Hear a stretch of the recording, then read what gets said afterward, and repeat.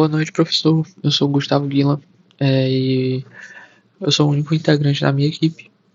Hoje eu vou falar um pouco sobre o meu analisador sintático. Primeiramente, falando sobre o parser recursivo, que é esse arquivo. Ele basicamente vai implementar um parser recursivo descendente para uma pequena linguagem imperativa. Ele vai basicamente consumir uma lista de tokens, ele vai construir a árvore sintática abstrata, que é a AST, e as expressões. E ele vai gerenciar os erros de sintaxe de forma que, mesmo se um erro ocorrer, ele continua o parsing e relata os múltiplos erros, que no caso seria o modo pânico que foi pedido. Vamos lá para a estrutura de dados. Primeiramente, nós temos o token aqui, que ele é essa estrutura onde nós temos o type, que é o tipo do token, se ele é let, num, plus, etc. Temos o lex, que ele é basicamente o texto do token. Nós temos também o line call, que é posição do a posição onde apareceu no código, né? Aí nós temos aqui um exemplo no runner, que seria esse, por exemplo. Nós temos o let, a lex seria let para a primeira que apareceu na linha 1, coluna 1. Mas eu vou explicar melhor depois. Bom, agora nós vamos para os AST nodes. Cada construção da linguagem vira um nó apropriado. Todos são data classes simples, como o var. E dentro dele tem um name, que identifica o que é a linha e a coluna onde ele aparece. Isso facilita a construção e a posterior visualização do processamento. Os principais nós são var, num, bool, o binop, que é a operação binária, o call index, que é a chamada de função, o let ou assign, que é a declaração, if, while, return, block, comando de controle. Tem o program, que é a raiz de um programa inteiro, certo? Então, vamos lá. Agora falando um pouco sobre a classe principal, que é a parser. Bom, nós temos aqui as funções de navegação nos tokens, que primeiro tem o pick, que ele vai olhar o token atual ou um à frente sem consumir. Ele vai... O pick sem receber nada, ele vai olhar o atual. O pick recebendo um, ele olha o próximo. Temos também o advance, que ele avança para o próximo token e retorna o atual. Temos aqui a função match, que ela, se o token atual é de algum tipo permitido, ela consome e retorna ele. Se não, ela vai retornar none. Ela é útil para if, self, match, por exemplo, semicolon,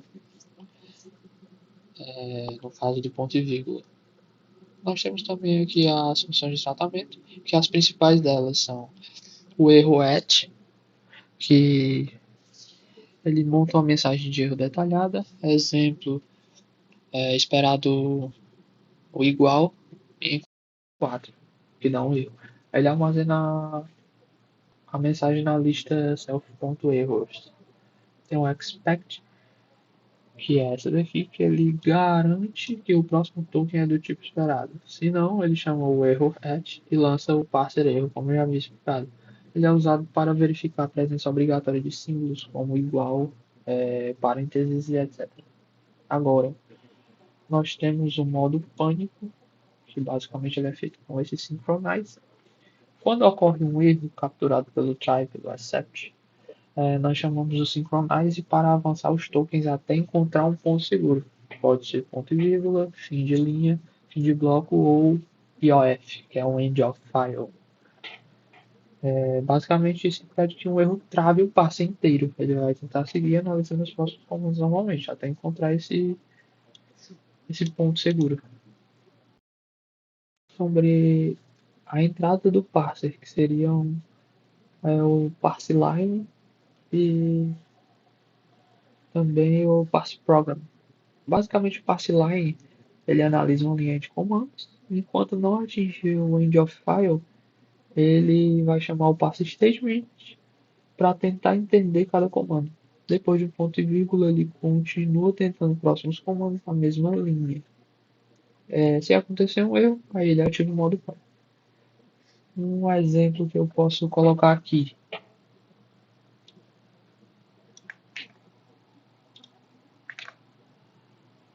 Esse exemplo aqui que é o let x igual a 1 e também o x mais 2. Primeiramente, vai chamar o parse let, que vai consumir o let. E depois ele vai chamar o parse expression, que vai para o x mais 2. E vai retornar a lista com a ST de todos os comandos encontrados e os erros. Sabe? É uma ideia simples. Aí nós temos também o parse program, que ele é feito para analisar sequências de linha. Ele funciona similar ao parse line, mas é até o final do arquivo. Ele vai ler o arquivo inteiro. Agora nós temos os statements que eu citei anteriormente. Primeiramente nós temos o parse statement. Ele vai checar qual statement é pelo próximo token. Se for um let, ele chama um parse let. Se for um if, ele vai chamar um parse if. Se for um while, a mesma coisa, ele vai chamar o parse while. Return id mais igual, parse assign, que é para adicionar valores, né? Senão ele assume que é uma expressão e chama o parse expression. Aqui nós temos todas as definições de cada um deles, né? Nós temos o parse let, que ele espera uma sequência let, id, equal, expressão. Nós temos o parse assign, que ele vai esperar o id igual e a expressão, exemplo x igual a 5, que o x é o id, o equal e a expressão. Tem o parse if, que ele vai esperar um if, a condição, ele vai esperar o bloco, né, que é o da condição, e ele também espera um else, talvez, no caso não necessariamente precisa de um else. Tem o parse while, que ele vai esperar um while, a condição e o bloco de statement.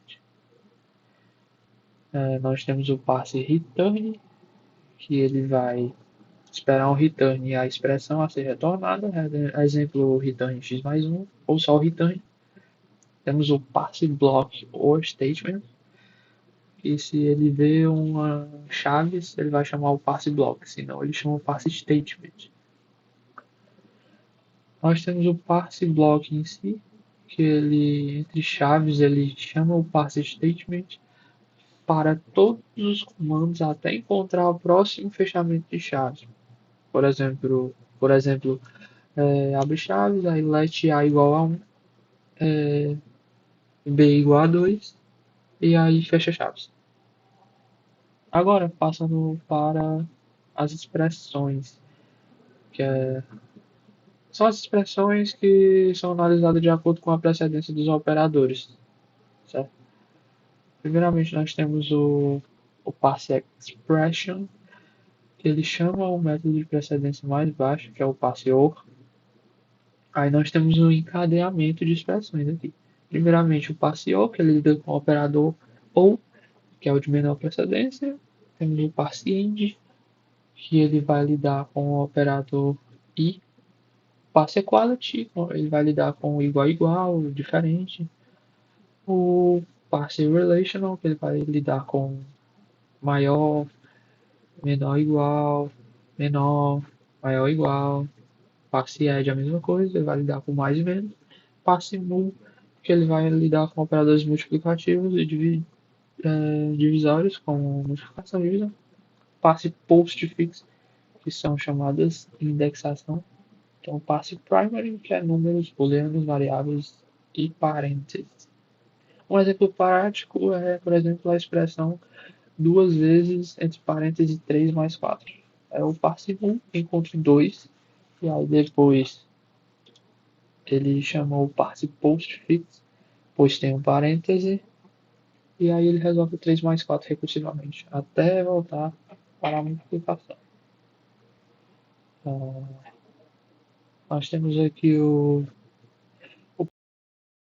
também o parser postfix, que ele vai lidar com operadores pós-fixados, ou seja, símbolos que aparecem logo após uma expressão, como chamadas de função, com parênteses ou indexação com colchetes.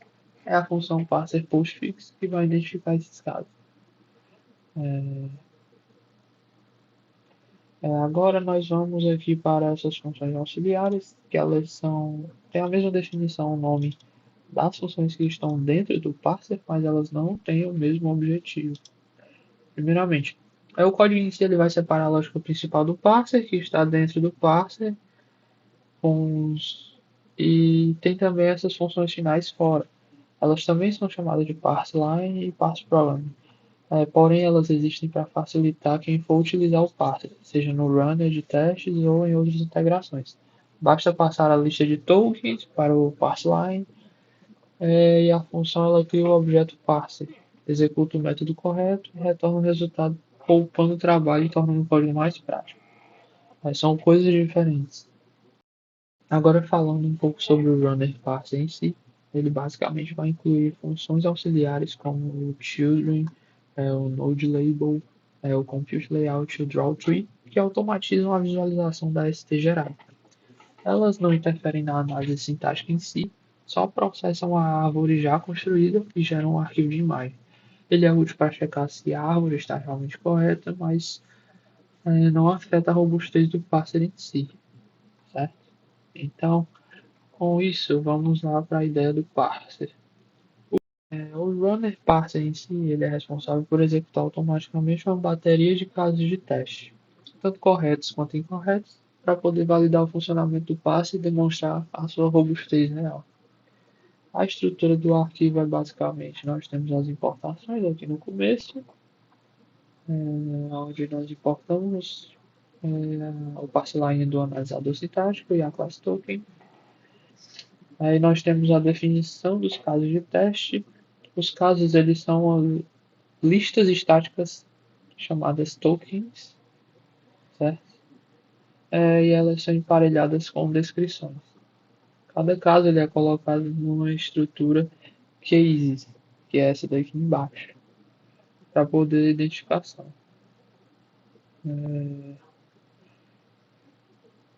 Basicamente todos os testes obrigatórios pedidos pelo professor estão aqui.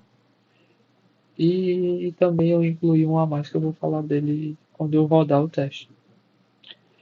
Basicamente, o runner ele prepara os tokens e chama o parseline. O parser ele percorre os tokens que estão aqui já definidos pelo professor. Ele vai chamar o parse statement até o fim da linha. Cada statement ele vai ser reconhecido pelo primeiro token e delega para funções especializadas. Para expressões, segue cadeia de precedência, parse or, parse end, parse primary. Ao encontrar um erro nesses tokens, ele vai registrar o erro, vai registrar a mensagem e vai ativar o modo pânico para tentar continuar. Ao fim, o parser vai retornar as árvores para comandos válidos e todas as mensagens de erros. E ele também vai plotar arquivos gráficos para os tokens que funcionaram, somente os que funcionaram. Certo? Agora eu vou de fato fazer uma demonstração rápida aqui do funcionamento. Eu já tinha testado eles, certo?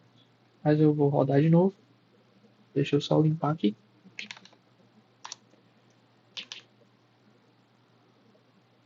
Pronto, vamos lá. Aqui ele está rodando.